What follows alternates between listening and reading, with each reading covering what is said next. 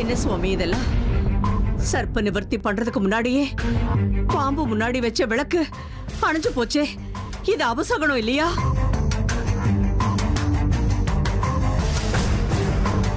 பயப்படாதேள்மா. விளக்கு அணைஞ்சதுக்கெல்லாம் நீங்க பயப்பட வேண்டாம். சர்ப்பதோஷ நிவாரணம் பண்ணணும். அதுதான் ஏற்கனவே பண்ணிட்டேனே. இனி உங்களுக்கு எந்த பிரச்சனையும் வராது. நிம்மதியா இருக்கலாம்.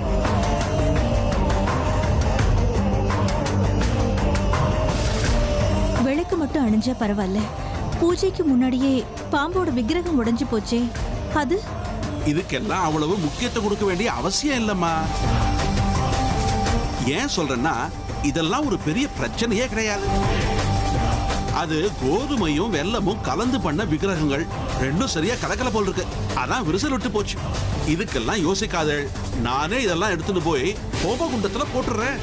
நீங்க எதுக்கும் பயப்பட வேண்டிய அவசியம் இல்லை.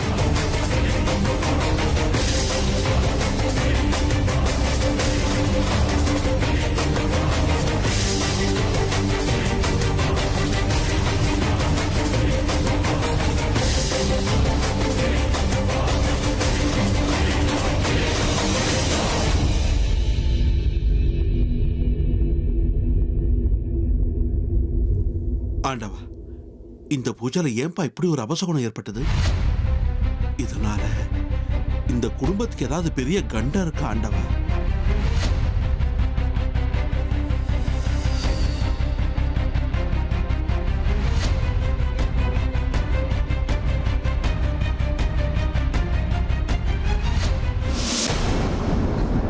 ஹாய். அவங்கடா வரலையா? வரேன் வரேன்னு சொல்லிக்கிட்டே இருந்தான். கடைசி நேரத்துல காலை வரட்டான். சரி விடு, நீ அது வந்தியே.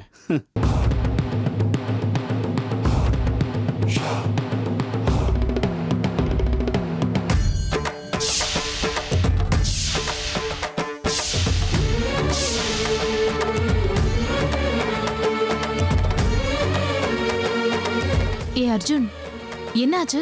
ஏன் அப்படி பார்த்த? ஒன்றும் இல்லை, சும்மா தான் பார்த்தேன்.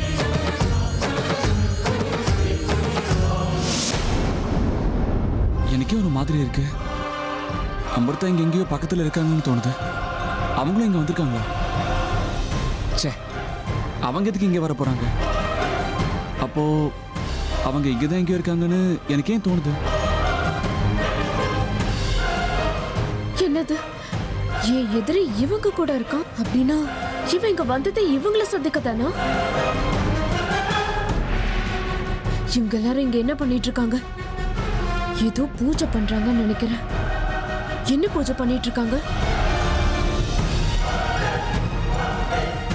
நான் பின்தொடர்ந்து வந்த என்னோட எதிரி என் கையால தான் சாகணும். ருத்ரா, எங்கடா உங்க அண்ணன் விஷ்ணுவை இங்க காணோம்? குளிக்க போயிருக்காரா? இதுக்கு மேல என்ன சொல்ல போற? சொல்றதுக்கு வேற ஏதாவது போய் இருந்தா சொல்லிடு. அவதான் ஏமாத்தி எல்லாத்தையும் என்கிட்ட இருந்து பறிச்சிட்டான்னு பார்த்தா நீயும் இப்ப அதே தான் பண்ணிருக்க. ஏன் ஆலியா, ஏன் இப்படி பண்ண? இந்த உலகத்துல பாட்டிக்கு அப்புறம் நான் யார் மேலேயாவது உயிரையே வச்சிருக்கேன்னா அது ஊ மேலதான். உனக்கு தெரியாதா? ஏன் இப்படி பண்ண ஆலியா? உனக்கு காசு பணம் அவ்வளவு முக்கியமா போயிடுச்சு. அதுக்காக நம்ம உறவை கூட மறந்துடுவியா?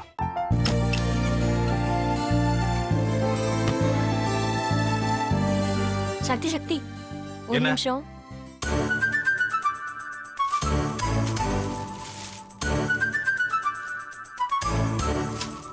இந்தாங்க.